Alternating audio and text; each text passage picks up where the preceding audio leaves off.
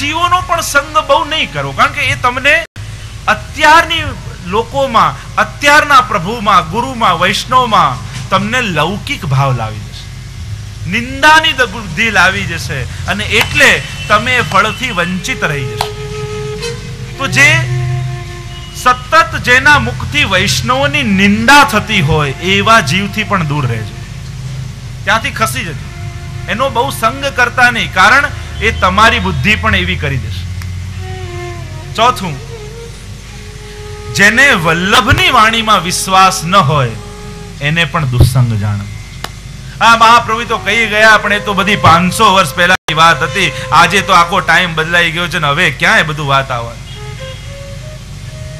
સિદ્ધાંત એને જ કહેવાય કે જેનો અંત સિદ્ધ થઈ ગયો છે, એના પછી કંઈ વિચારવાનું રહેતું નથી, એને સિદ્ધાંત કહેવાય.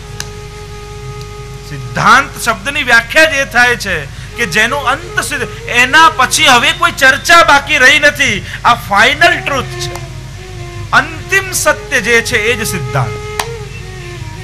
અને અંતિમ સત્ય એને કહેવાય જે ત્રણેય કાળમાં સત્ય હોય. એ 500 વર્ષ પહેલા સત્ય હતું, આજે સત્ય છે, 500 વર્ષ પછી એ વાતો સત્ય રહેવાની છે. બસ આપણે જુદી દ્રષ્ટિથી એને જોઈએ છે, એટલે આપણને વસ્તુઓ પ્રેક્ટિકલ નથી લાગતી, કારણ આપણે સંપૂર્ણ વાંચ્યું નથી.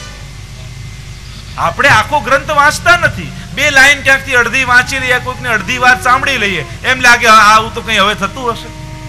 સાચા અર્થમાં જ્યારે અધ્યયન કરશો ત્યારે તમને એમ લાગશે મહાપ્રભુજી આ સેકન્ડે પણ સત્ય છે, અને મહાપ્રભુજી 500 વર્ષ પછી પણ એમની વાતો સત્ય જ રહેવાની છે, એમાં બદલાવ નહીં આવે. તો સાચી દ્રષ્ટિ તો વલ્લભની વાણીમાં વિશ્વાસ ના આવો.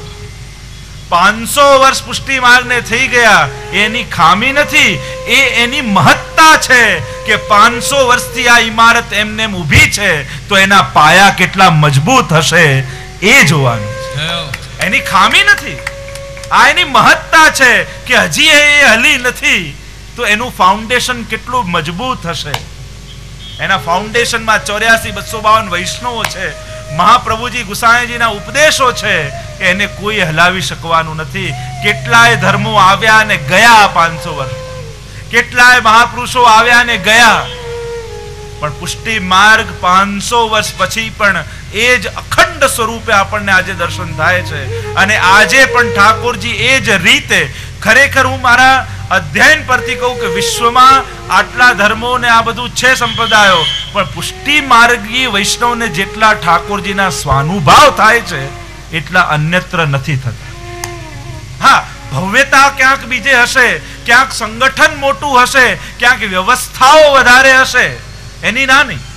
અને એ આપણે ઊભું કરો એનું કંઈ એનો અસ્વીકાર પણ નથી. સારી વસ્તુનો સ્વીકાર તો સદા છે, આપણે પણ ઊભું કરવાનું છે. પણ પ્રભુની નિકટતા, પ્રભુનો સાથેનું જે એટેચમેન્ટ, જે પુષ્ટિ માર્ગી ભગવદીનું હોય છે, નથી, એની મહત્તા છે. એને આપણે ઊંધી રીતે નથી જોવા.